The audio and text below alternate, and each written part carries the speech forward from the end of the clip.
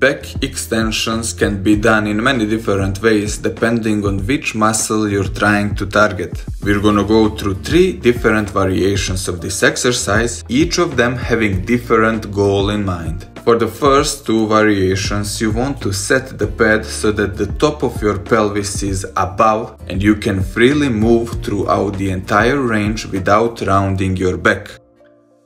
If you want to work mainly on your hamstrings, the key is to get into the anterior pelvic tilt with the arch in your lower back and to maintain that position throughout the entire movement. By hinging your hips, go down as deep as you can without rounding your spine and focus on feeling your hamstring stretching. Then come back up by extending your hips.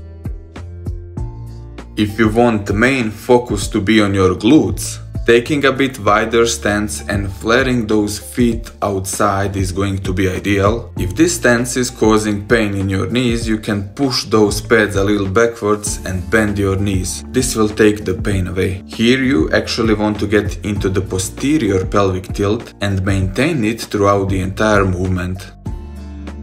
So your back should be pushed backwards all the time. As you come up, imagine pushing your hips into the pad. This will allow you to fully squeeze those glutes at the top and to feel them working much better even though you won't be able to come up as high.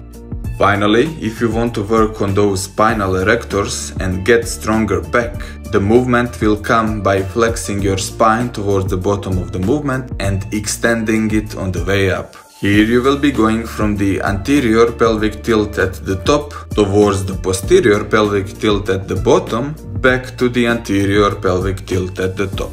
That's why you want to set the pad to be a little higher, right up to your belly button, which is automatically going to cause your back to start rounding as you go down. So now you can pick the variation that is suitable for your goals. If this is too easy, you can make it more challenging by placing your hands on your head in the so-called prisoner position. This is actually quite challenging even with your body weight only, but you can progress even further simply by holding weights that are appropriate to your level of strength.